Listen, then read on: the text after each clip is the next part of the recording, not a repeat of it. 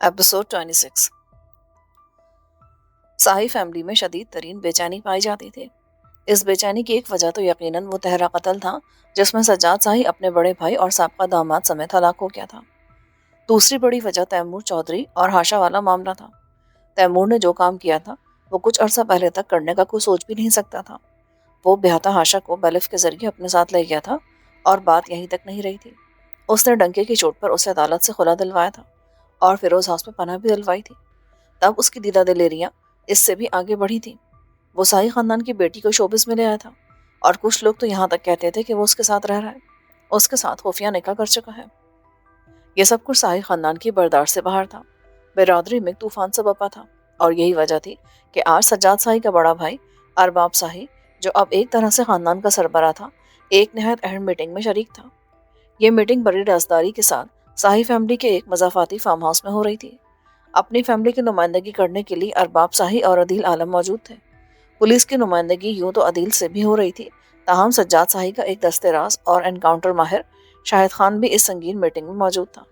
अरबाब शाही minister के सामने वो सारा रोना रो चुका था जिसमें उसकी बिरादरी के अंदर पाए जाने वाली शदीद तकलीफ और तशवीश का जिक्र था। दूसरी तरफ मिनिस्टर राव भी बता चुका था कि तैमूर चौधरी ड्रामा इंडस्ट्री में एक पढ़े लिखे गुंडे के तौर पर सामने आया है और उसने फारान प्रोडक्शन और ए.के. बेदल जैसे महान लिखारियों के खिलाफ बाकायदा एक महाज कायम कर रखा है। एसपी शाहिद खान ने एक तवील सांस लेते हुए कहा, जनाब, मेरी नाचीज राय तो वही है जो मैं पहले अर्ज कर चुका हूँ। इस सांप को पिटारी में बंद करना बड़ा मुश्किल है, इसका सरी को चलना पड़ेगा। मिनिस्टर राव तजब्जुब में नजर आ रहा था। वो सफारी सूट में था, उसकी कनपटियां सफेद थीं और ऐनक के पीछे उसकी आंखों में रोब और तशवीश एक साथ दिखाई देते थे। इससे पहले कि राव को मुखालिफाना बात कहता, अरबाब शाही ने एसपी शाहिद खान को मुखातिब करते हुए कहा, तुम्हारे जहन में क्या तरीका है कि तुम्हारा ये पुलिस मुकाबला वाकई पुलिस मुकाबला लगेगा? लगेगा जनाब, क्यों नहीं लगेगा? वफादार लड़के हैं अपने पास, बस थोड़ा सा खर्चा खानी करना पड़ेगा।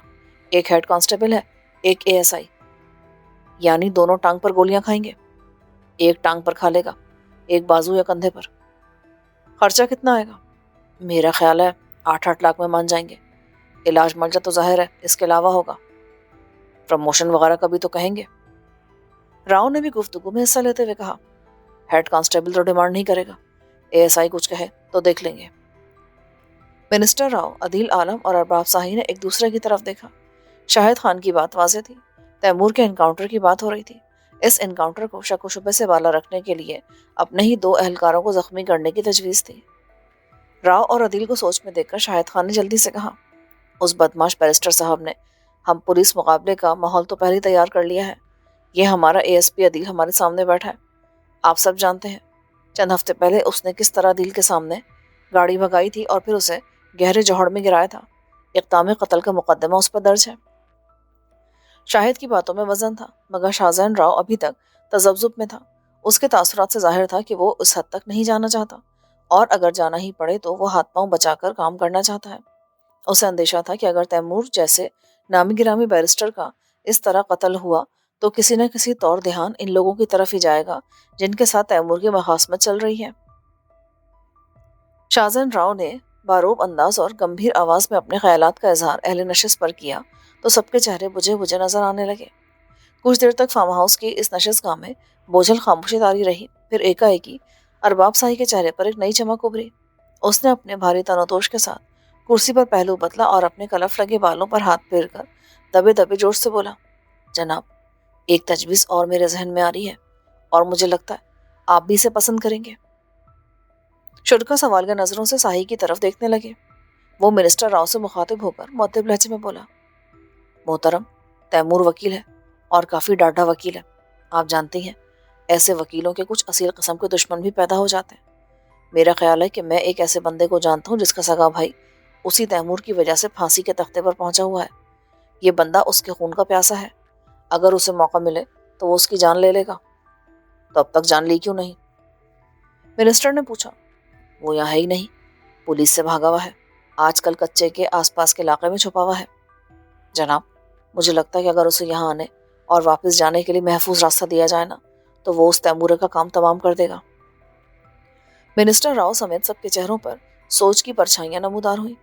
अदील ने पूछा, जुर्म क्या उसका? جرم تو ایک سے زیادہ ہی ہوں گے، مگر جو بات کرنے والی ہے وہ یہ ہے کہ یہ بندہ بیرسٹر صاحب کو پار کر دے گا، اور یہ ایک ایسا قتل ہوگا جس کا کوئی اشارہ ہماری طرف نہیں آئے گا۔ خود کو مزید محفوظ کرنے کے لیے ہم اس بندے کو بعد میں بیرون ملک بھی بھجوا سکتے ہیں، یا پھر اس کو بھی پار کر دیا جائے۔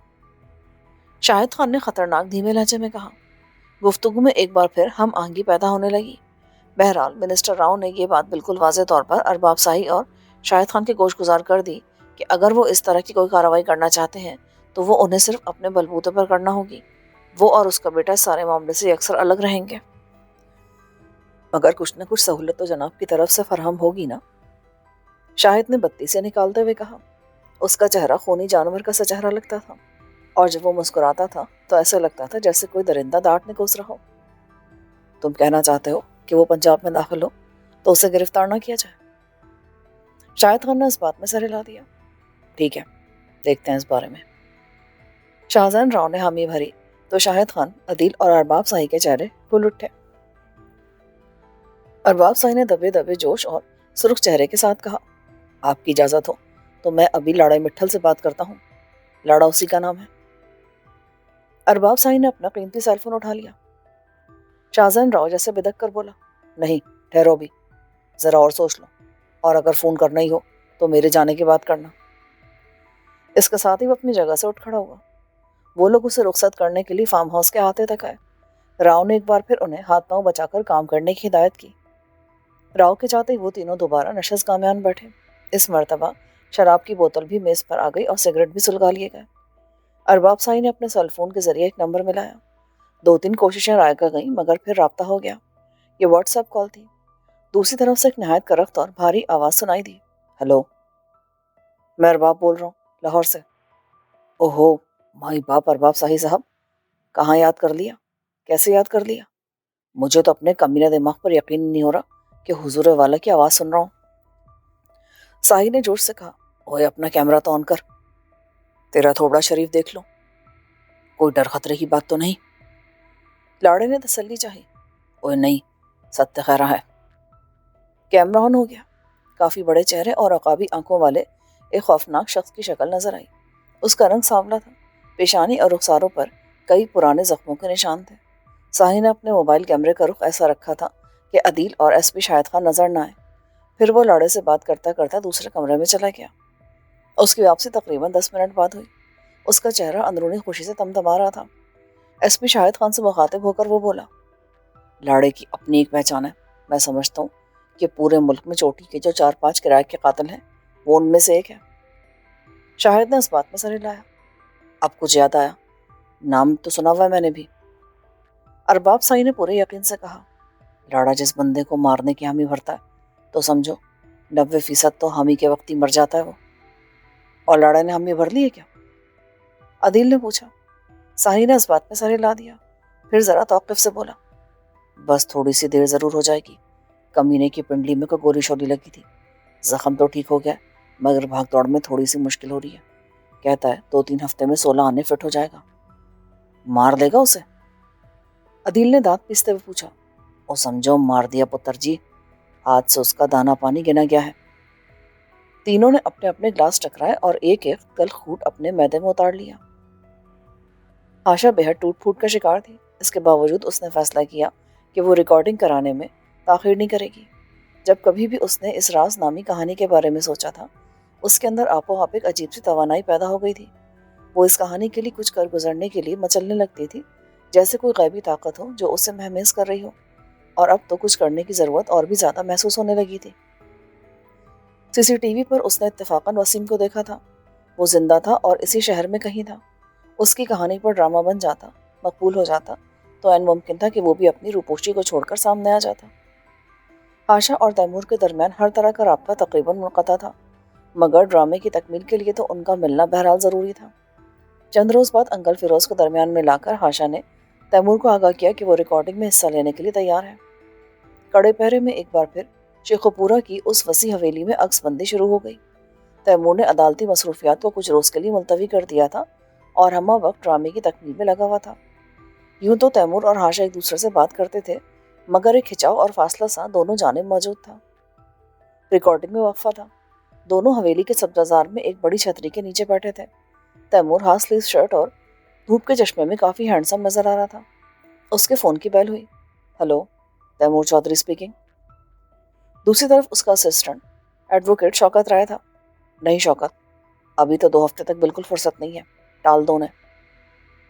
دوسری جانب سے شوکت نے کہا، لیکن وہ بہت اصرار کر رہے ہیں، بہتر ہے کہ آپ خود ان سے بات کر لیں۔ فوراً ہی پھر کال آ گئی۔ اس مرتبہ یہ اوورسیز کال تھی، غالباً انگلینڈ سے آئی تھی۔ تیمور انگلش میں بات کرنے لگا۔ ہاشا خاموشی سے سنتی رہی۔ کوئی پرانی پارٹی تھی جو بے حد اصرار کری تھی کہ وہ انگلینڈ آئے اور ان کا کیس ہینڈل کرے۔ اندازہ ہوتا تھا کہ وہ اسے منہ مانگی رقم بھی آفر کر رہے ہیں۔ بہرحال تیمور نے انکار کر دیا۔ کال ختم ہوئی تو ہاشا نے اس کی طرف دیکھے بغیر کہا، آپ انگلینڈ چلے کیوں نہیں جاتے؟ وہاں بہترین مواقع ہیں آپ کے لیے، اور پھر یہاں جو خطرات پیدا ہو چکے ہیں وہ کم ہونے والے نہیں۔ اگر یہی بات میں آپ سے کہوں، یہ خطرات کم ہونے والے نہیں، آپ کہیں باہر شفٹ کیوں نہیں ہو جاتی؟ وہ جذبس ہو گئی، پھر موضوع بدل کر بولی، آپ کے خیال میں ریکارڈنگ کتنے دن میں مکمل ہو جائے گی؟ کم از کم 3 ہفتے تو لگ ہی جائیں گے۔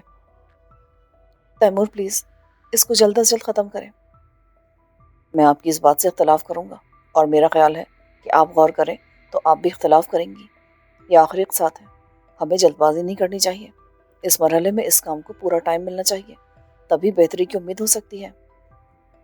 آشا بولی، کل ڈائریکٹر صاحب کہہ رہے تھے کہ 10ویں اور 14ویں قسط کے درمیان کہانی کچھ ڈریگ ہو گئی ہے۔ کیا آپ کو بھی ایسا لگتا ہے؟ اب اس بارے میں ہم کچھ یقین سے نہیں کہہ سکتے، اصل پتہ تو آن ایئر ہونے کے بعد ہی چلنا ہے۔ اسی دوران میں ہاشا کو ڈائریکٹر کی طرف سے آواز آئی کہ شاٹ ریڈی ہے۔ ہاشا مسلسل 18 گھنٹے سے ریکارڈنگ کرا رہی تھی۔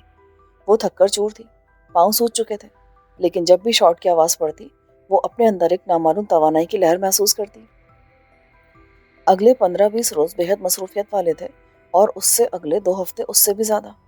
میڈیا اور پرنٹ میڈیا میں ڈرامے کے بارے میں تو کوئی اچھی رائے نہیں تھی، مگر ہاشا کے حوالے سے بڑے مثبت تبصرے موجود تھے۔ اس کی خداداد خوبصورتی اور جاذبیت نے ہر کسی کو متاثر کیا تھا۔ اس کی مسکراہٹ کو ماضی کی ایک معروف آرٹسٹ دیبا کی مسکراہٹ سے ملایا جا رہا تھا، اور اسے معصومیت اور پاکیزگی کا سمبل قرار دیا گیا تھا۔ ڈرامہ سیریل میں اس کا کردار بھی کچھ ایسا ہی صاف شفاف اور روح پرور تھا۔ شاید سچی کہتے ہیں کہ یورپ اور امریکہ میں مقابلہ حسن کے نام سے جو اسٹیج پر تماشے لگتے ہیں اور جن خوبروؤں کو تاج پہنائے جاتے ہیں، وہ حقیقت میں شاید اس کی مستحق نہیں ہوتی۔ دنیا کے دور دراز علاقوں میں، دیہاتوں، قصبوں میں اور باپردہ معاشروں میں نہ جانے کتنے حسین چہرے ایسے ہوتے ہیں جو ان تاج پوش حسیناؤں سے کہیں بہتر ہوتے ہیں۔ ریکارڈنگ کی مصروفیت اتنی زیادہ تھی کہ اہم اداکاروں کو سر کھجانے کی فرصت نہیں تھی۔ ہاشا کے لیے دوہرا مسئلہ سخت سیکیورٹی کا بھی تھا۔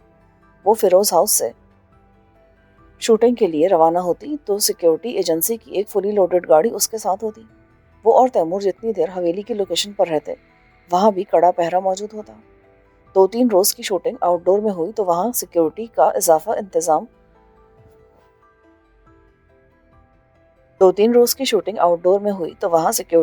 انتظام کرنا پڑا۔ تیمور ریکارڈنگ اور ایڈیٹنگ کے ساتھ ساتھ پلے کو کسی اچھے چینل سے آن ایئر کرنے کے لیے کاروباری معاملات بھی طے کرا تھا۔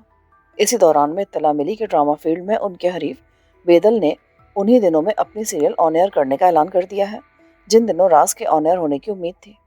بیدل کی drama serial mega cost per مشتمل تھی۔ اس کا مجموعی بجٹ بھی کافی بڑا تھا۔ وہ ایک بڑے معروف چینل کے ذریعے منظر عام پر آ رہی تھی، جبکہ دوسری طرف راز کے ساتھ یہ سیٹ بیک تھا کہ اسے بہتر ساکھ والا انٹرٹینمنٹ چینل دستیاب نہیں ہوا تھا۔ تیمور ان ساری مشکلات کے باوجود ایڑی چوٹی کا زور لگا رہا تھا۔ در حقیقت وہ کشتیاں جلا کر اس میدان میں آیا تھا۔ نہ صرف اس کی اپنی ساری جمع پونجی لگ چکی تھی، بلکہ ہاشا بھی اپنی مختصر پراپرٹی کے زیادہ تر حصے سے محروم ہو چکی تھی۔ بس ایک دھن تھی جو ان دونوں کو اس سیریل کی تکمیل کے لیے مسلسل مہمیز کر رہی تھی۔ یہ ساری کوشش کسی مادی فائدے کے لیے نہیں تھی، بس ایک جنون تھا جس نے ہاشا کو اپنے گھیرے میں لیا ہوا تھا، اور ہاشا کے سبب تیمور بھی اس حصار میں تھا۔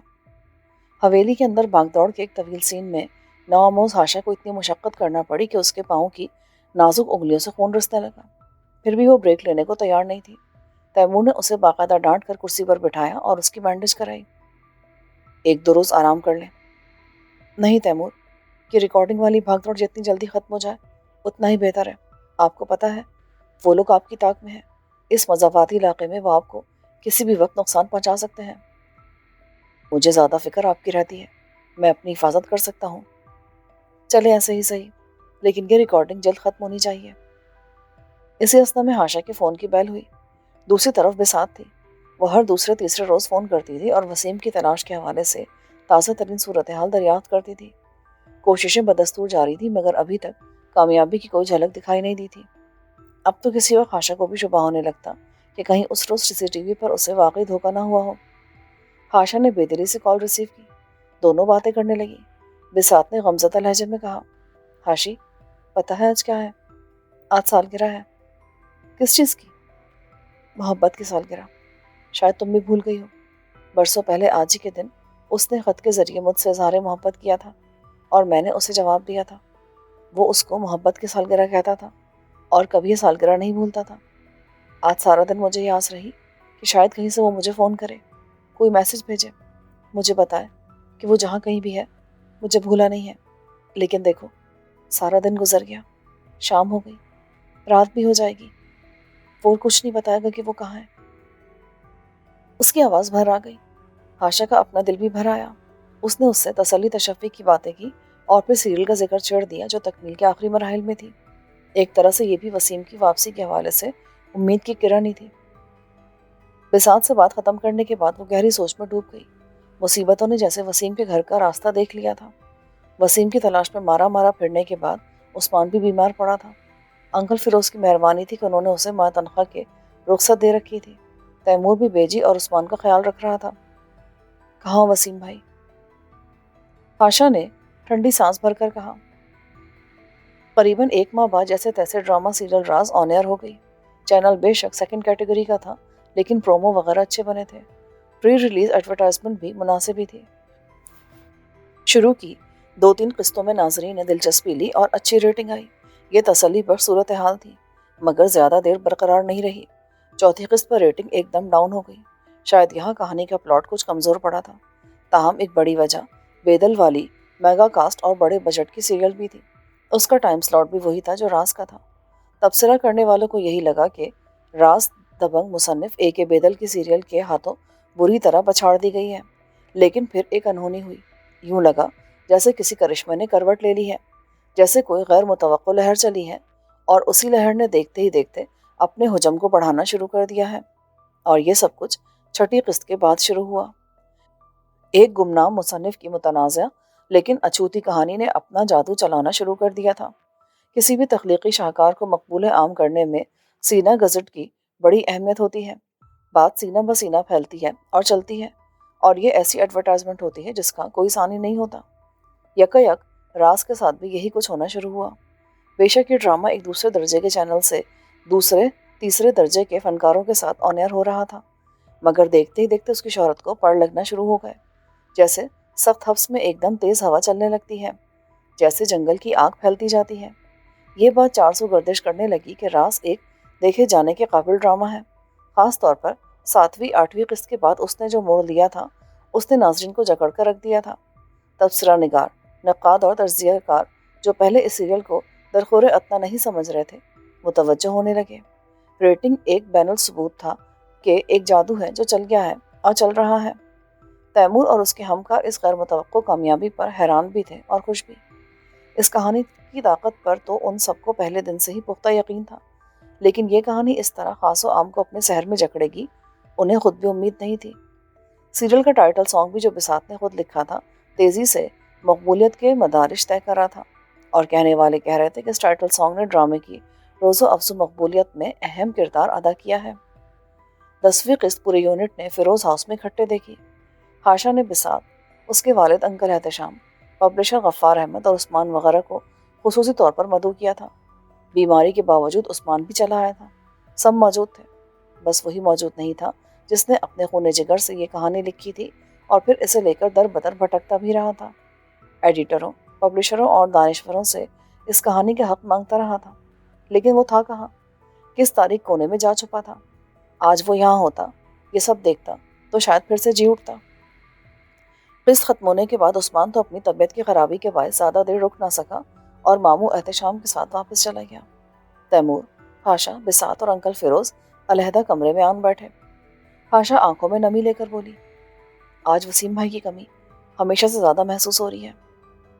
فیروز حسن نے کہا، پتہ نہیں کیوں مجھے لگتا ہے کہ وہ بھی ڈرامے کے بارے میں اور اس کی کامیابی کے بارے میں جان چکا ہوگا، یا پھر بہت جلد جان جائے گا۔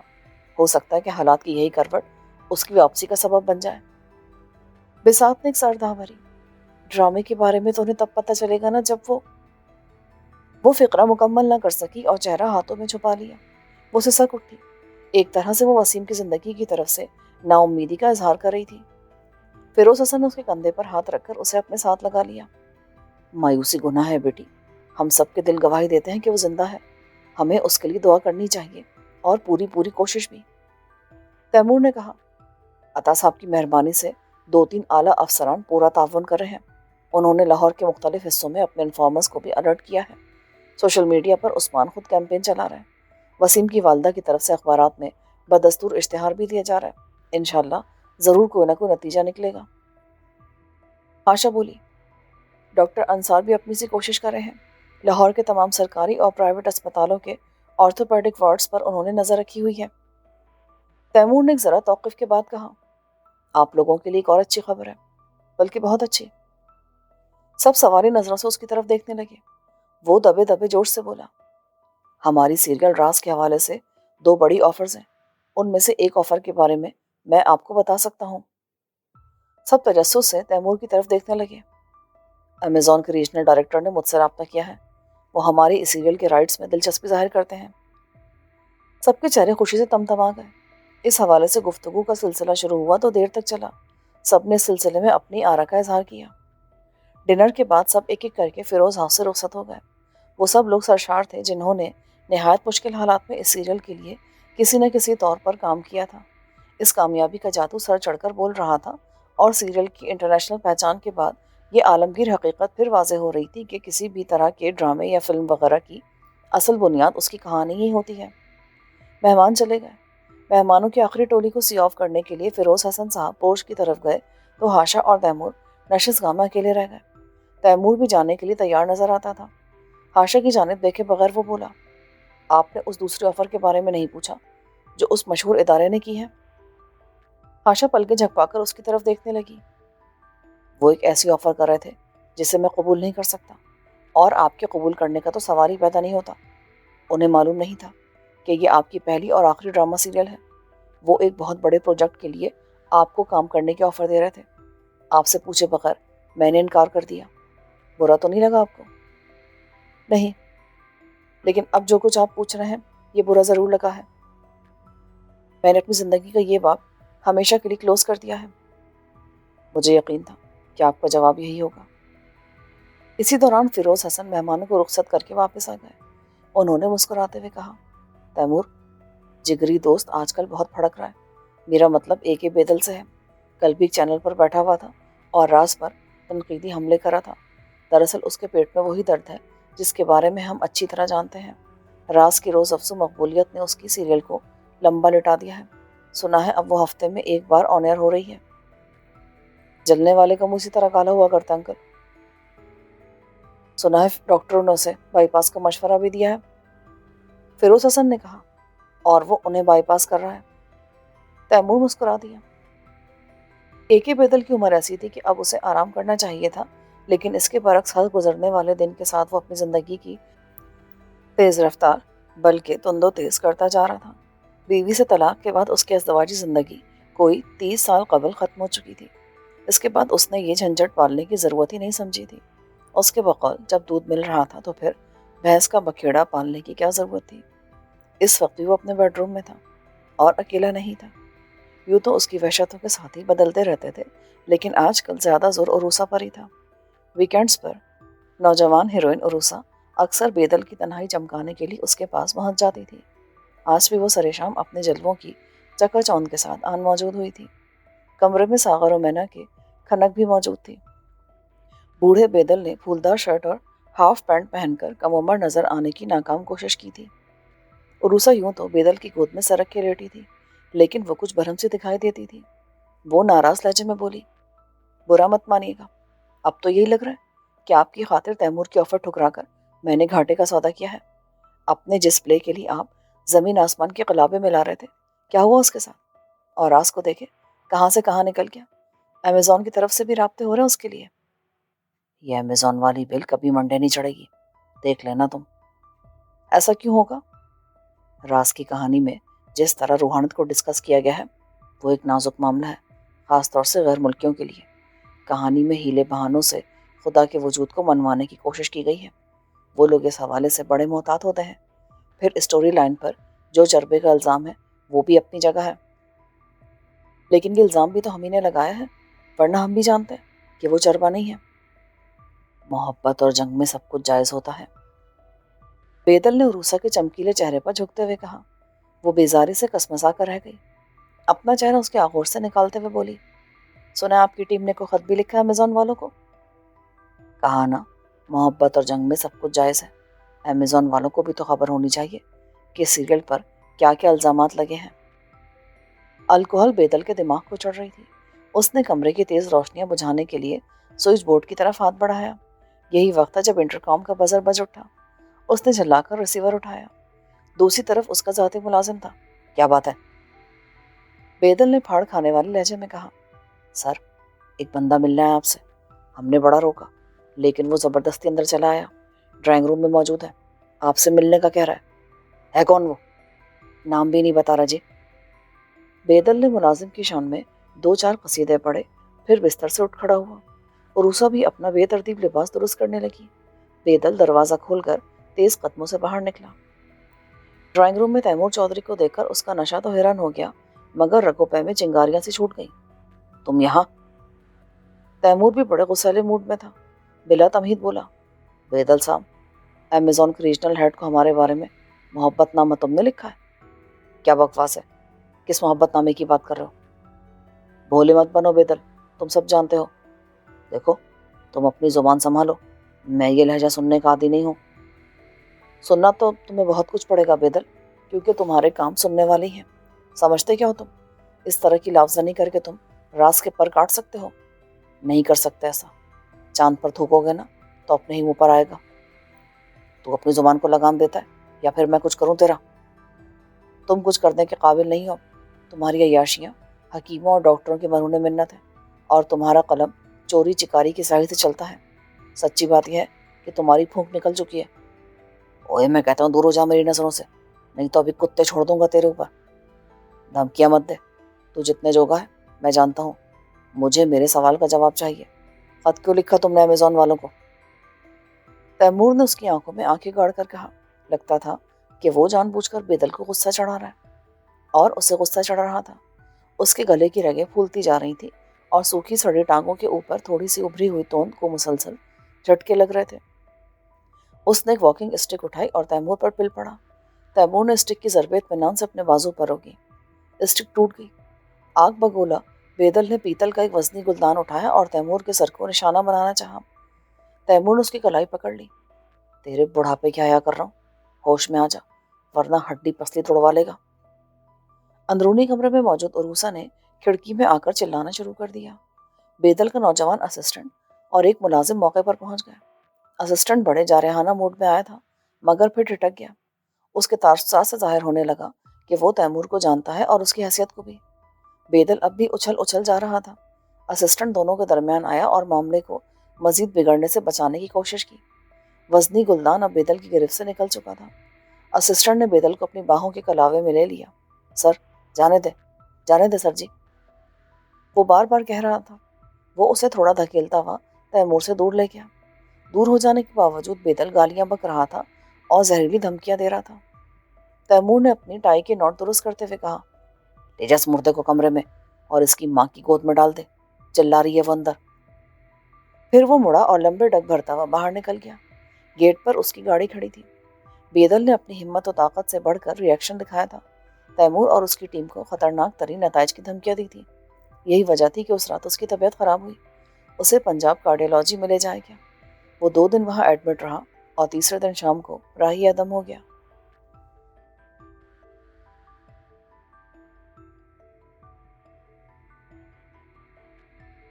बेदल की मौत चंद रोज खबरों की जीनत बनकर हमेशा की तरह पस मंजर में चली गई, लेकिन एक खबर ऐसी थी जो पस मंजर में जाने के बजाय मुसलसल हाईलाइट हो रही थी, और ये थी राज की जबरदस्त कामयाबी।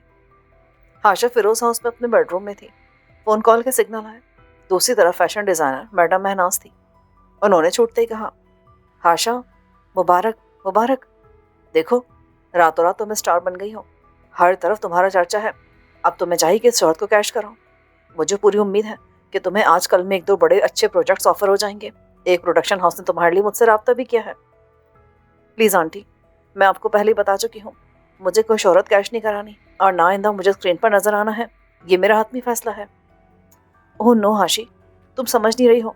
इस बे ने तुम्हें ऐसे मकाम पर पहुंचा दिया है कि तुम अपनी मर्जी का काम अपनी मर्जी की शराइत पर कर सकती हो। टीवी पर अच्छे से अच्छा, सोबर और साफ सुथरा रोल तुम्हें मिल सकता है। और बात सिर्फ तुम्हारी ही नहीं है, राज की सारी टीम की लग जोरों पर आ गई है। काशा वसीम को भी पता चल जाए, इंडस्ट्री के लोग उसे पलकों पर बिठाएंगे। मैं तो समझती हूँ अब वो भी इंटरनेशनल फेम है। देखो, सोशल मीडिया पर उसे किस तरह हाईलाइट किया जा रहा है। इसी दौरान किसी दूसरी कॉल की बीप आने लगी। हाशा को मुनासिब बहाना मिल गया। आंटी, जरूरी कॉल आ रही है, हम फिर बात करेंगे। तैमूर की तो नहीं? महनाज ने जरा शोक और मायनेखेज लहजे में पूछा। पता नहीं, हाशा ने कहा और खुदा हाफिज कहकर सिलसिला मुनक़ता कर दिया। कॉल तैमूर की ही थी। अब वो बहुत संजीदा लहजे में मुख्तसर बात ही किया करता था, मगर आज उसके लहजे में थोड़ी सनसनी सी थी। हाशा, उन लोगों से सीरियल के राइट्स के बारे में मामला तकरीबन तय हो गए हैं। कमोबेश हाफ पेमेंट का चेक भी रिसीव हो गया है। पता है कितना? कितना? 13 लाख यूरो। हाशा शिशदा रह गई। ये काफ़ी बड़ी रकम थी। दूसरी तरफ चूंकि सीरियल तैमूर ने टाइम स्लॉट लेकर खुद ऑन एयर की थी, वहां से भी काफ़ी बड़ी रकम हाशा के अकाउंट में डिपॉजिट हो रही थी। अगर ये कहा जाए तो बेजाना होगा कि रुपया बारिश की तरह बरस रहा था। वो उदास लहजे में बोली, जूं जूं सीरियल के हवाले से गुड न्यूज़ मिल रही है, वसीम भाई की कमी और शिद्दत से महसूस हो रही है। जो कुछ कर सकते हैं वो तो कर ही रहे हैं, आगे जो अल्लाह को मंजूर। हमारा मसला यही है कि हम जिंदा लोगों को नहीं मानते, कब्रों की पूजा करते हैं। मेरे मुंह में खाक, अल्लाह ना करे हमें वसीम भाई के बारे में कोई कोई बुरी खबर ना मिल जाए। तैमूर से बात खत्म करने के बाद हाशा गहरी सोच में डूब गई। पता नहीं क्यों उसे लगता था कि जो कुछ वसीम चाहता था वो हो चुका है, उसी करिश्माती अंदाज में जिस अंदाज में उसकी आरज़ू थी। बिसात को पाना उसकी ज़िंदगी की अहम तरीन तमन्ना थी, और बिसात भी वो जो फूल पर गिरने वाली शबनम की तरह अनछुई हो। और हैरान कुन तौर पर ऐसा हो गया था। वो शादीशुदा होने के बावजूद एक दोशीज़ा ही रही थी। अब वसीम की ज़रा सी कोशिश और तलब से वो बाहर बनकर उसकी ज़िंदगी में आ सकती थी। वसीम की दूसरी तमन्ना अपनी लाइलाज बीमारी से छुटकारा पाना था। ये एक बहुत महंगा बल्कि अनअफोर्डेबल इलाज था। इसमें बोन मैरो के मसाइल भी शामिल थे। बैरून मुल्क 2 बड़े ऑपरेशंस के लिए कमोबेश 40 करोड़ पाकिस्तानी रुपए की ज़रूरत थी, जो किसी वक्त में एक ना होने वाला काम था। और अब वाज़ेह तौर पर महसूस हो रहा था कि इतनी बड़ी रकम का टारगेट हासिल करना कोई कार्य दुश्वार नहीं रहा। मुतल्लिका सर्जन ने भी इन ऑपरेशन की कामयाबी का 90% चांस से ज़्यादा करार दिया था, और ये सर्जन अपनी फील्ड में दुनिया के टॉप 5 सर्जन में शुमार होता था। हाशा सारे पहलू देखती तो ना जाने क्यों उसे लगता था कि अब वसीम को मिल जाना चाहिए। अब उसका नाम मिलना ही उसकी खुशगवार और भरपूर जिंदगी में सबसे बड़ी रुकावट है। फिर उसका ध्यान वसीम की वालदा और छोटे भाई की तरफ चला गया।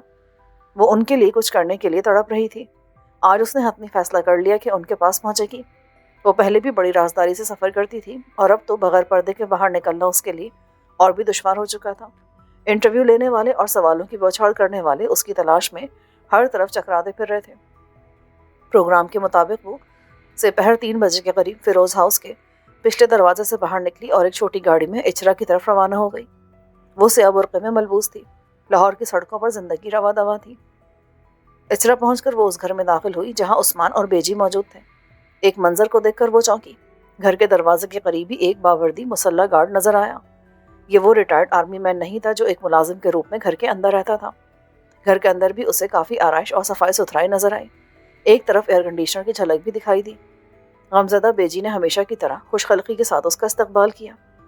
हाशा ने पूछा, बाहर गार्ड क्यों है? ये 3 दिन पहले तैमूर ने ही भेजा था। एक गार्ड रात को भी होता है। वो क्यों? दरअसल टीवी अखबार वालों को उस घर का पता चल गया है। उन्होंने दरवाज़ा उखाड़ मारा था। कहते थे वसीम का इंटरव्यू लेना है। अगर वसीम साहब नहीं है तो उनके घर वाले इंटरव्यू दे दें। हम क्या इंटरव्यू दे बेटी? क्या कहें उनसे? कहने को है क्या हमारे पास? उनकी आंखों में आंसू चमक गए। सब अच्छा हो जाएगा बेजी, आपने देख ही लिया है। अल्लाह के घर देर तो हो सकती है पर अंधेर नहीं। फिर वो घर के दरो दीवार को देखते हुए बोली, یہاں تو کافی کچھ بدلا ہوا نظر آ رہا ہے، کافی اچھا فرنیچر بھی آ گیا ماشاءاللہ سے۔ تیمور نے تمہیں کچھ نہیں بتایا؟ نہیں، دراصل اب ملاقات کمی ہوتی ہے۔ وہ چاہتا تھا کہ ہم یہ گھر چھوڑ کر اچھی سوسائٹی کے کھلے گھر میں شفٹ ہو جائیں۔ اس نے بہت زور لگایا پر میں نہیں مانی۔ میں اس گھر کو چھوڑ کر کیسے جا سکتی ہوں؟ میرا وسیم اس گھر سے گیا ہے، اس نے یہیں پر لوٹنا ہے۔ میں اور میرا بیٹا یہیں پر اس کا انتظار کریں گے۔ انہوں نے نہایت بوجھل آواز میں کہا، پھر وہ الماری سے ایک فائل نکال کر لائی۔ دیکھو یہ کیا ہے؟ ہاشا نے دیکھا، یہ ایک کنال کے سنگل اسٹوری گھر کے کاغذات تھے۔ تیمور نے دیے ہیں، کہتا ہے کہ یہ گھر اب آپ کا ہے، جب چاہے وہاں شفٹ ہو جائیں۔ کہتا ہے کہ یہ میرے کو احسان نہیں کر رہا، یہ وسیم کی ہی کمائی کا گھر ہے۔ بیٹی، کیا تیمور سچ کہتا ہے؟ کیا واقعی یہ وسیم کے ہی پیسے ہیں؟ ہاں بیجی، اس کی محنت رنگ لائی ہے۔ اس نے جو کچھ لکھا تھا اسے سونے میں تولا جا رہا ہے۔ اس کے لکھے ایک ایک لفظ کی قیمت پڑ رہی ہے۔ پر اس قیمت کو کیا کرنا بیٹی، جب وہ مصیبت کا مارا خود یہاں نہیں ہے۔ حوصلہ رکھے بیجی اور دعا کریں، اسے ڈھونڈنے کی ہر کوشش کی جا رہی ہے۔ خاص طور سے تیمور نے دن رات ایک کیا ہوا ہے، جہاں کوئی اطلاع ملتی ہے وہاں خود پہنچ جاتے ہیں۔ تیمور بیٹا تو بہت زیادہ کر رہا ہے ہمارے لیے، اللہ اسے خوشیاں دے، ہر آفت سے محفوظ رکھے۔ مجھے اس کی طرف سے بھی بہت ڈر لگتا ہے، تمہارے خاندان والے دشمن ہو چکے ہیں اس کے، کسی بھی وقت کوئی بڑا نقصان پہنچا سکتے ہیں اسے۔ تم سمجھاتی کیوں نہیں اس کو؟ ہاشا نے ہونٹ بھینچ لیے۔ جو کچھ بیجی کہہ رہی تھی وہ اس کے اپنے دل کی بھی آواز تھی۔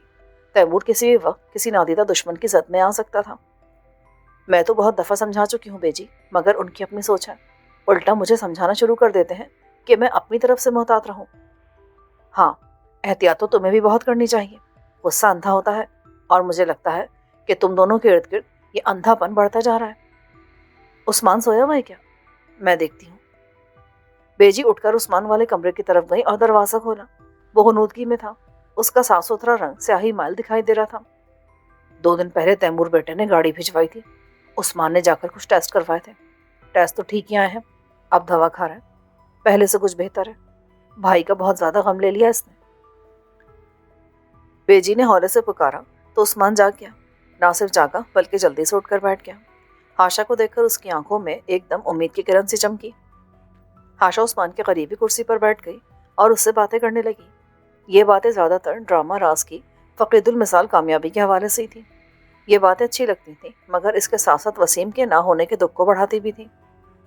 عثمان بولا، باجی کتنی عجیب بات ہے، پہلے وسیم بھائی کی بیماری تھی لیکن وسائل نہیں تھے، علاج نہیں تھا۔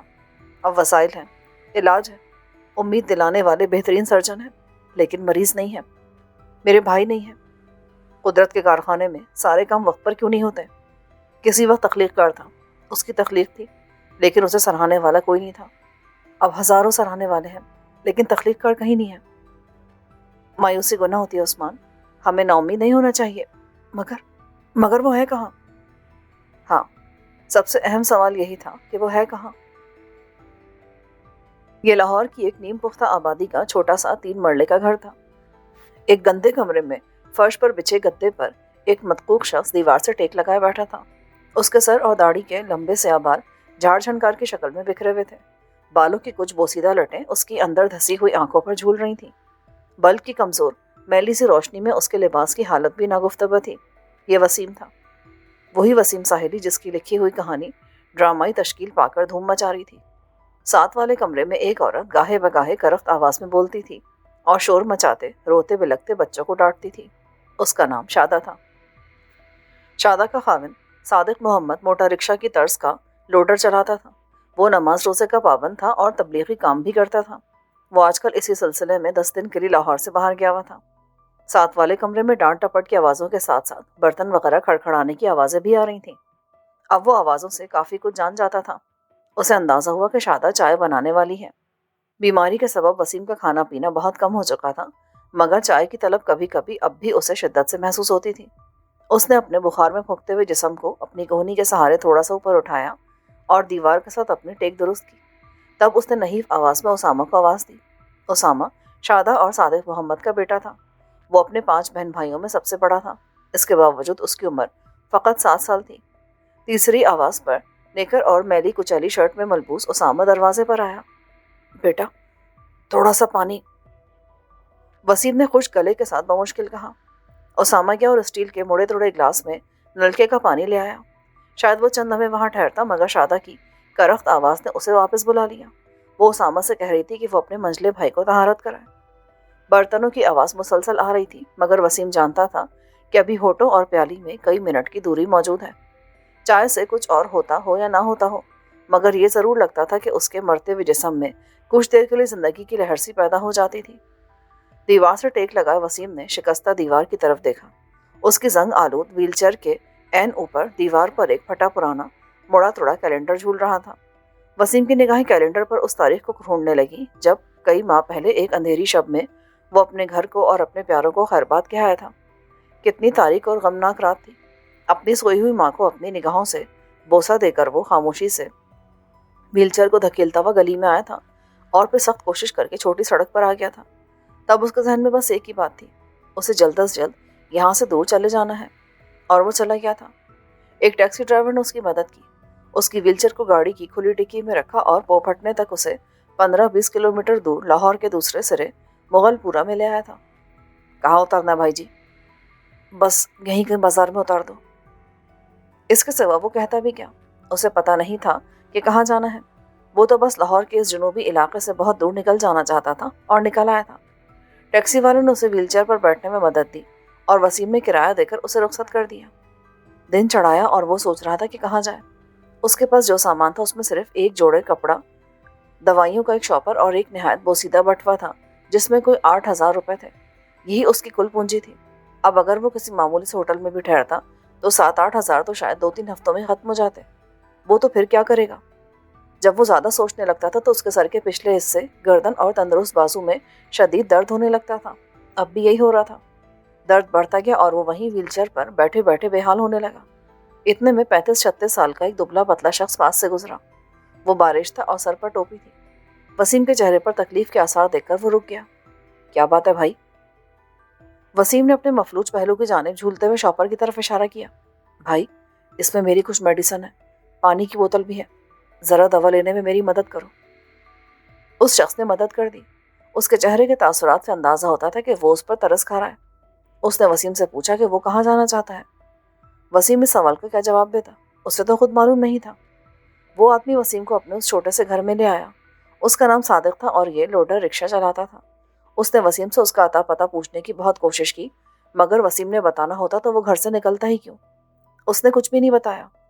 रात को एक बार फिर उसकी कमर और सर के पिछले हिस्से में शदीद दर्द शुरू हो गया। इस मर्तबा उसने दवा की ज्यादा डोज ले ली, जिसकी वजह से गहरी हुनूदगी तारी हो गई और वो सो गया। ना सिर्फ वो सारी रात सोता रहा, बल्कि अगला भी आधा रोज ऐसे ही गुजर गया। उसकी आंख खुली तो उसने धुंधलाई हुई नजरों से देखा। उस कमरे में उसके बिल्कुल पास एक सांवली सी औरत मौजूद थी। वसीम ने आंखें फिर बंद कर ली। पलकों की झिरी से देखता रहा। वसीम की कमीज खूंटी पर लटक रही थी। औरत बड़ी एहतियात से कमीज की तलाशी ले रही थी। फिर वो झुकी और बहुत हौले से वसीम का तकिया एक तरफ से उठाकर उसके नीचे हाथ चलाने लगी। वो यकीनन कुछ पाने की नीयत से यहाँ मौजूद थी। उसके जिस्म से प्याज और लहसुन वगैरह की बू उठ रही थी। अगले रोज वसीम को अंदाजा हो गया था कि वो सादिक मोहम्मद नामी उस नेकदिल शख्स के घर में पनाह हासिल कर सकता है, मगर ये उसकी अना को हरगिज गवारा नहीं था कि मुफ्त में यहाँ मौजूद रहे। वैसे भी वो कल रात सादिक की बीवी का लालच देख चुका था। वसीम ने सोचा क्यों न वो अपने इस क़याम के लिए कुछ रकम अपने हाथों सादिक मोहम्मद के हवाले कर दे। उसने सोच विचार के बाद सिर्फ 2,000 अपने पास रखे और बाकी 6,000 सादिक को दे दिए। चाय की हल्की सी महक ने रूई के गद्दे पर नींद बराज वसीम को ख्यालों से चौंकाया। उसे अंदाजा हुआ कि दूसरे कमरे में शादा ने उबले पानी में पत्ती डाल दी है। ताहम अभी वसीम और चाय की छोटी सी प्याली के दरमियान कई मिनट का फासला मौजूद था। उसकी निगाहें एक बार फिर बोसीदा कैलेंडर पर जम गई। ख्यालात का रेला उसे एक बार फिर चंद माह पीछे ले गया। शुरू में सादिक और उसकी बीवी शादा का रवैया वसीम से अच्छा ही रहा। फिर सादिक का रवैया तो ज़्यादा नहीं बदला, लेकिन शादा के रवैये में हल्की सी तलखी आने लगी, जैसे वो उसे बोझ समझ रही हो। अगर देखा जाता तो वसीम का खर्चा ना होने के बराबर था। मुसलसल बुखार के सबब उसे भूख तो लगती ही नहीं थी। 24 घंटे में वो सिर्फ एक बार खाने के चंद निवाले लेता था। हाँ, सुबह और शाम के वक्त उसे 2 घूंट चाय की तलब ज़रूर महसूस होती थी। दवाओं का थैला वो अपने साथ लेकर आया था। ये दवाएं अगले 1.5 माह के लिए काफ़ी थीं। आज आके ये एक छोटा सा स्टोर नुमा कमरा ही था जो वसीम के तसरुफ में था। एक रोज़ जब सादिक की लड़ाका बीवी बाजार गई हुई थी, दुबला पतला सादिक वसीम के पास आन बैठा। उसने अपनी हमवार दाढ़ी पर हाथ फेरते हुए कहा, वसीम भाई, बहुत डरता हूँ कि तुम्हारी देखभाल के मामले में मुझसे कोई कोताही ना हो जाए। आखिर ये सिलसिला कब तक चलेगा ऐसे? तुम आखिर बताते क्यों नहीं हो कि कहाँ से आए हो? आखिर कोई ना कोई तो होगा ना तुम्हारा। वसीम ने अपनी अंदर को धसी हुई निहायत जर्द आंखों से सादिक को देखा और नहीफ लर्जा आवाज में बोला, सादिक भाई, परेशान ना हो, मैंने ज्यादा दिन तकलीफ नहीं देनी आपको। उसकी बात का मतलब समझकर सादिक ने जोर जोर से नफी में सर हिलाया। ऐसा क्यों कहते हो वसीम? मायूसी कुफ्र है। अल्लाह ने बीमारी बाद में बनाई, पहले उसकी शिफा बनाई, मगर तुम मानते नहीं हो। खुद ही ये दर्द मार दवाएं खाते रहते हो। अस्पताल में दाखिल हो जाओ तो वहां सब कुछ हो सकता है। सादिक भाई, तुम जानते हो इस बारे में मेरा जवाब इनकार के सिवा और कुछ नहीं। मेरी ये बीमारी मेरे अस्पताल या गंगाराम अस्पताल वालों के बस की बीमारी नहीं है। ये बहुत आगे निकल चुकी है। अल्लाह से आगे तो कुछ नहीं है ना वसीम? तुम्हें उसकी कुदरत पर यकीन नहीं है? कुछ ऐसा ही है। अब मैं यकीन खो चुका हूँ। खुदा के लिए ऐसी बातें मत करो। तुम्हें कितनी बार समझाया है?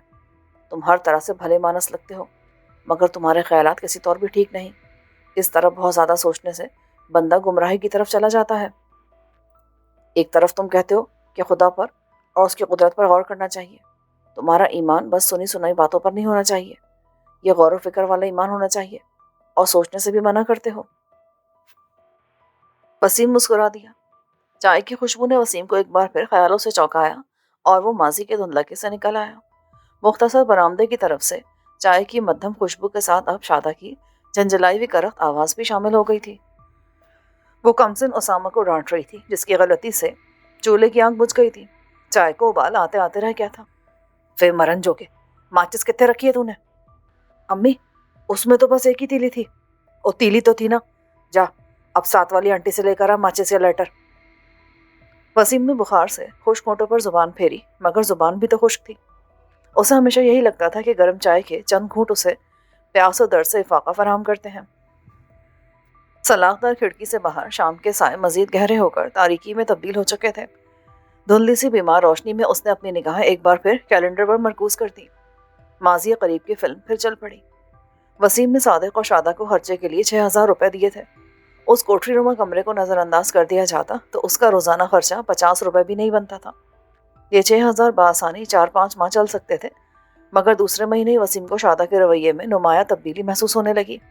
उसे सुनाने के लिए वो बच्चों को डांटती, उनकी ज़रूरतों और अपनी तंगदस्ती का रोना रोती। जो एक वक्त का खाना वो खा रहा था, वो भी किसी वक्त आखिर या मुकम्मल नागे का शिकार हो जाता। वसीम की चाय में दूध अब कम होता जा रहा था, चीनी भी बराए नाम ही रह गई थी। वो ये सब कुछ बेतरह महसूस कर रहा था। 7-8 साल उसामा से अच्छा लगता था। वो भी उसको चाचू कहता था और उसका ख्याल रखता था, मगर जब से वसीम के बुखार और खांसी ने शिद्दत पकड़ी थी, वो उसामा को भी अपने पास ज़्यादा नहीं आने देता था। किसी वक्त वो सोचता कि यहाँ से चला जाए, लेकिन जाता भी कहाँ। शादा के रवैये में दिन ब दिन तलखी बढ़ती जा रही थी। इस तलखी को कम करने के लिए वसीम ने एक दिन बाकी के 2,000 रुपये भी सादिक और शादा के हवाले कर दिए। दूसरे लफ्ज़ों में अपना पल्लू झाड़ दिया। इस वाक़े के बाद 1-2 हफ्ते तक तो शादा का रवैया कुछ बेहतर रहा। 2 टाइम की चाय भी वक्त पर मिलती रही और उसमें दूध भी नजर आता था, मगर तब एक बार फिर उसके लहजे में कड़वाहट बढ़ने लगी थी और इसके साथ साथ चाय की भी कमी महसूस होने लगी थी। उन्हीं दोनों में एक मौके पर वसीम की तकलीफ बहुत ज़्यादा बढ़ी और वो नीम बेहोश हुआ तो सादिक उसे अपने लोडर रिक्शे पर बिठाकर अपने किसी जानने वाले हकीम के पास भी लेकर गया था। पल, घड़ियाँ और दिन जैसे घिसट घिसट कर गुजर रहे थे। सादिक की मौजूदगी में तो शादा का रवैया वसीम से कदरे बेहतर होता था, मगर उसकी गैर मौजूदगी में उसकी कड़वाहट बहुत बढ़ जाती थी। सादिक बेचारा भी क्या कर सकता था। अब पिछले 5-6 रोज से वो अशरा लगाने के लिए अपनी जमात के साथ लाहौर से बाहर गया हुआ था। उसकी गैर मौजूदगी में ना सिर्फ वसीम की गर्दन और रीढ़ की तकलीफ बहुत बढ़ गई थी, बल्कि शादा की तलखी भी बेमहार हो गई थी। बरामदे की तरफ बर्तनों की खड़खड़ाहट वसीम को एक बार फिर माजी करीब से ज़माने हाल में ले आई। मध्यम खुशबू बता रही थी कि चाय बन चुकी है। अब शादा उसे शायद प्यालियों में डालने वाली थी। बड़े तीनों बच्चों को वो चाय के साथ किसी वक्त रस भी दे देती थी। वसीम ने लेटे लेटे एक बार फिर खुश्क होठों पर अपनी खुश्क जुबान फेरी और इंतजार करने लगा। 5 मिनट गुजरे, फिर 10, फिर 15 मिनट। चाय आई और ना उसामा की शक्ल दिखाई दी। वो एक सर्द आ भर कर रह गया। इसी दौरान में दराज पर शादा किसी काम से उस कमरा नुमा कोठरी में आई तो वसीम ने बहुत हिम्मत करके पूछा, 2 घूंट चाय होगी? बची खुची चाय उसने जानबूझकर नहीं कहा था कि शादा को गुस्सा ना लग जाए। مگر وہ تو جیسے پہلے سے ہی بھری بیٹھی تھی. پھٹ پڑی. نہیں ہے چائے. کچھ نہیں ہمارے پاس.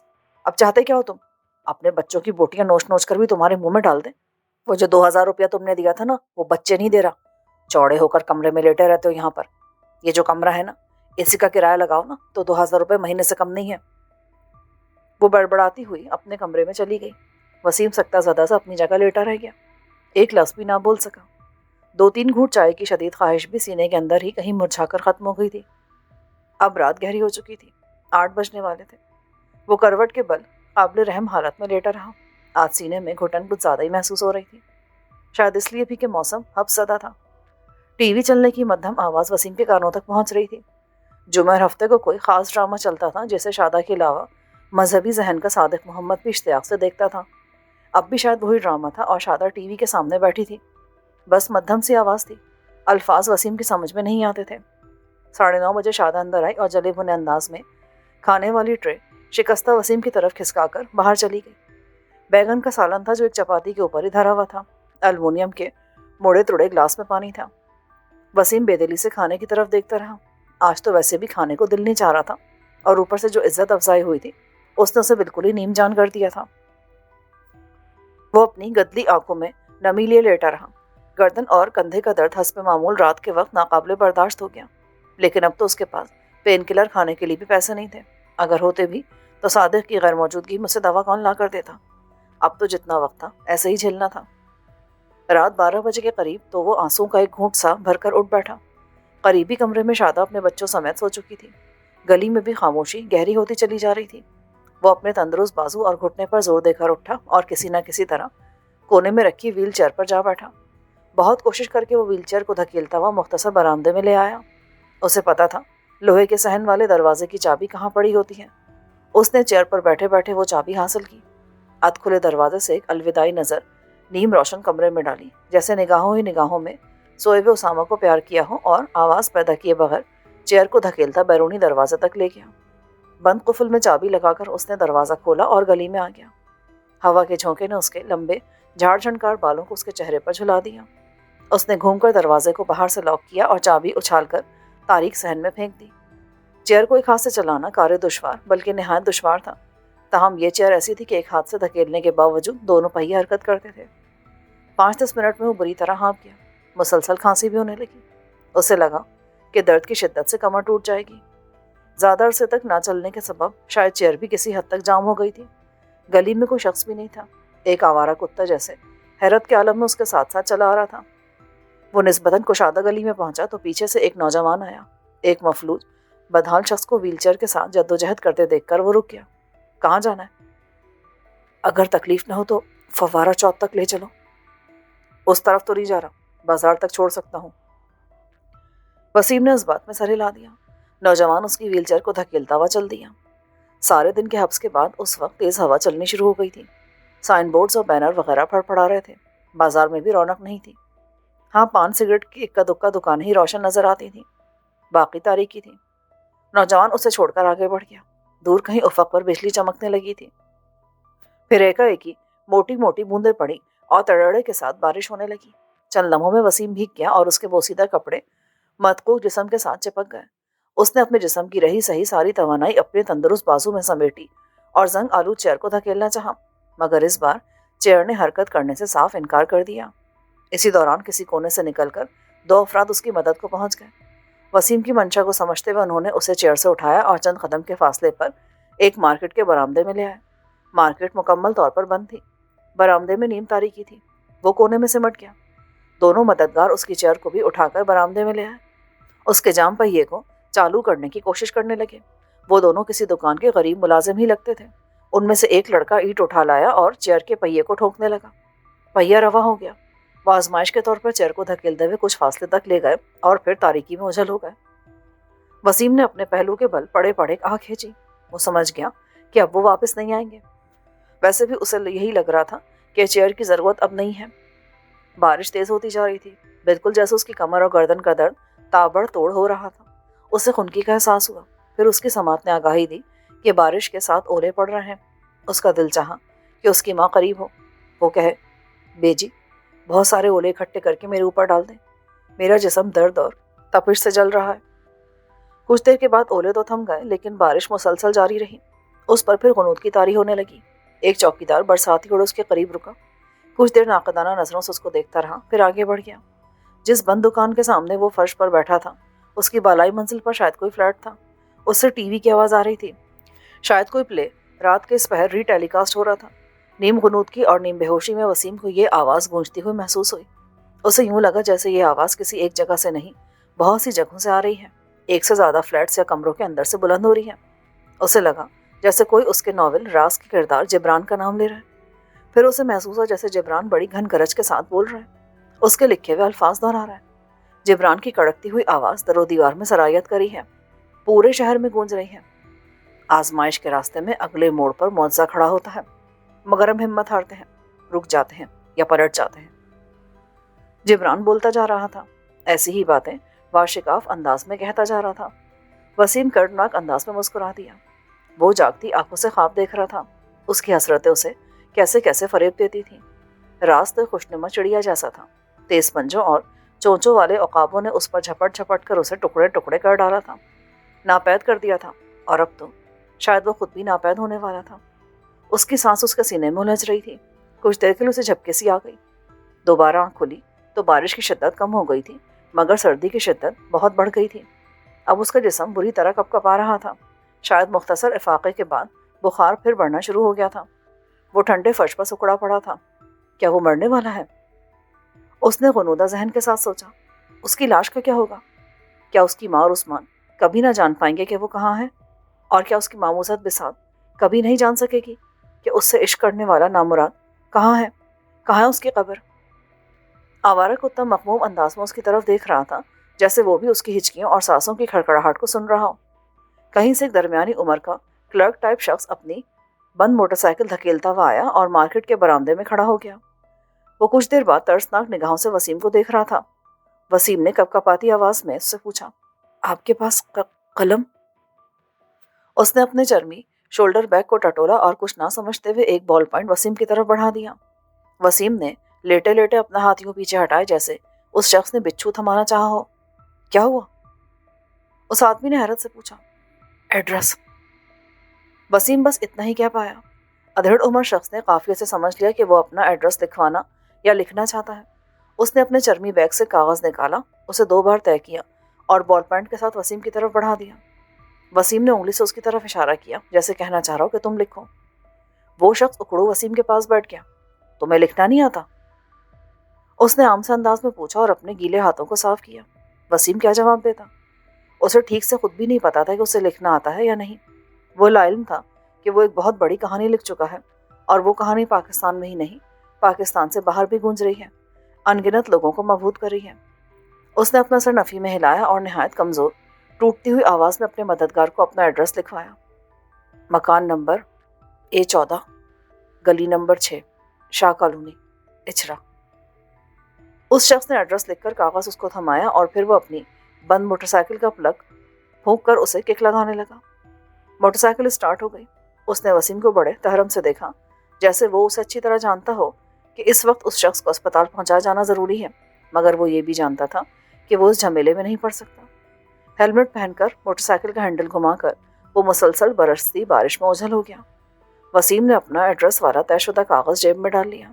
اس کے حواسب مختل ہوتے جا رہے تھے۔ وہ دم بدم ڈوبتے ذہن کے ساتھ سوچتا رہا۔ اس کے ہاتھ میں اپنا نہایت شکستہ پھٹا پرانا بٹوا تھا۔ لرزاں انگلیوں سے اس نے بٹوے کی نصف درجن خالی پاکٹوں کو ٹٹولا۔ ایک فلپ میں اس کی بیچاری ماں کی تصویر تھی، وہی جس نے اس کی خوشحالی اور شادمانی کے جھوٹے سپنے مدتوں تک بڑی استقامت سے دیکھے تھے۔ اس نے ماں کی پیشانی پر بوسہ دیا۔ اس تصویر کے نیچے ایک اور تصویر تھی۔ اپنی انگلیوں کی پوروں کے ساتھ وسیم نے یہ دوسری تصویر بھی نکال لی۔ یہ بساط کی تصویر تھی، وہی جسے ایک روز وسیم نے بڑے یقین سے بتایا تھا، میں تمہیں جیت لوں گا، دیکھنا ایک دن جیت لوں گا تمہیں، اور تمہیں ہوا بھی چھوئے تو مجھے اچھا نہیں لگتا، میں تمہیں کسی اور کی ڈولی میں کیسے بیٹھنے دوں گا۔ اور ماموں کے گھر کے اس کمرے کی ہر چیز اس وعدے کی گواہ بن گئی تھی۔ وسیم نے بساط کی تصویر پر اپنی لرزاں انگلیاں چلائی اور پر ندامت لہجے میں ٹوٹی پھوٹی سرگوشی کی، مجھے معاف کر دینا، میری ناتوانائیوں کو بخش دینا۔ وہ اس تصویر کو بھی بوسہ دینا چاہتا تھا، لیکن حواس تیزی سے مختل ہوتے جا رہے تھے۔ اس نے تصویر کو ہونٹوں کی طرف لے جانے کا ارادہ کیا، मगर फिर एक अंधेरा सा उस पर हावी